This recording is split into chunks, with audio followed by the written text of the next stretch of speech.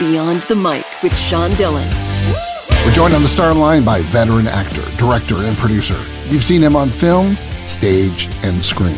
From The Blacklist and the Snyder cut of Justice League, we welcome the talented Harry Lennix for a Beyond the Mic shortcut. Great to be with you, Sean. Thanks for having me. Harry, let's go beyond the mic. Everyone is going crazy about the release of the Snyder cut. What are you happiest about now? Well, to be honest with you, I'm most happy that Zach got a chance to tell his version of this story. It's worth it. It's a beautifully accomplished film.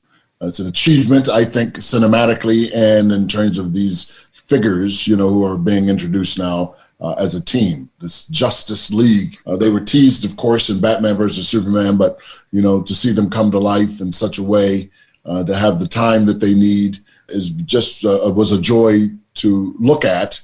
And then, of course, to be in it was also one of my great privileges of my career. I'm not in a whole lot of it, not giving away anything, I don't think.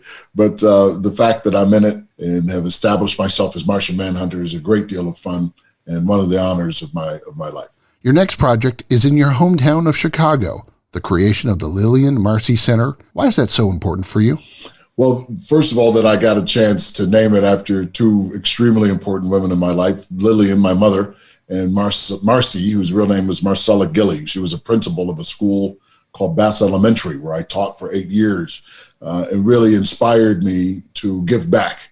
And so this is what I hope to be my lasting legacy, but also something that is for the benefit of the world, that we are the creators of some of the only original art to the United States in the form of our dance, our song, our collective music, the kind of theater that we have done that combines a kind of, a restoration of the kind of religious practices that actually started the form.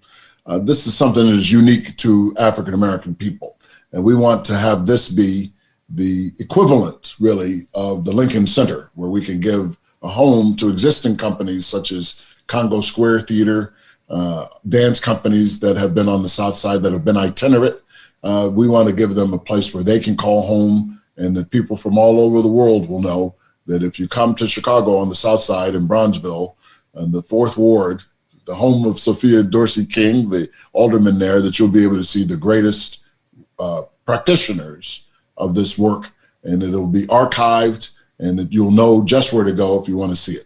You wanted to be the first black pope, but settled for acting because it was an easy way to meet women, and baseball season hasn't started. Looking back, any regrets? Sometimes, Sean. Sometimes I do. What position did you play? I was a very mediocre first baseman. You were very active in promoting Prostate Cancer Foundation. Why is this so important? Well, I think it's one of those neglected areas that people, particularly in the African-American community, don't really talk about. Black men suffer from this disease. However, with early treatment and early, diagnosis, you can really, it's a very recoverable disease.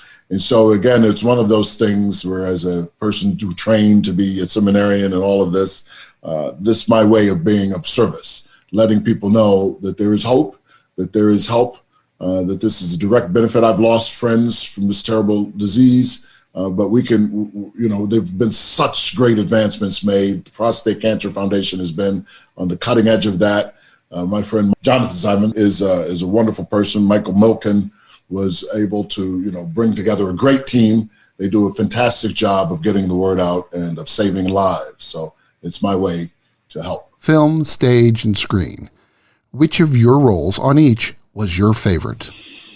On film, I would say my favorite role was in Titus Andronicus, Julie Taymor's version, playing Aaron the Moor. Great film, great director.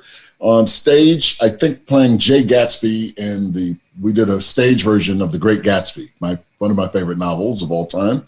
And to play that character, who's one of my favorite figures, it's been great. And then I would say on television, I got a chance to play, I love playing Howard Cooper, but, I once got a chance to play the great Adam Clayton Powell in a show called Keep the Faith Baby that was on Showtime many years ago. Loved playing this giant man who was perhaps the single most important legislator in the history of the American Congress. Passed some 60 pieces of major legislation, including forming the National Endowment for the Arts and the Humanities, a Head Start program, all kinds of stuff. So great man, and that was one of the honors of my career. Talk about the brotherhood, nay, family that the Blacklist crew and stars have become for you. Absolutely. But we're, 8 years in, you're going to be a family. As you say, it's a brotherhood. And I actually have the privilege of working with people like Hisham Tawfiq, who was an American hero, was one of the first responders of 9/11 as a fireman, served there 20 years, was a Marine, served, I think, in Desert Storm or Desert Shield, one of those, but a real life hero. Diego Clattenhoff from Nova Scotia is my buddy. We hang out quite a bit. Of course, I'm a great admirer and fan of James Spader, wonderful person, very generous, very smart, always a joy to work with.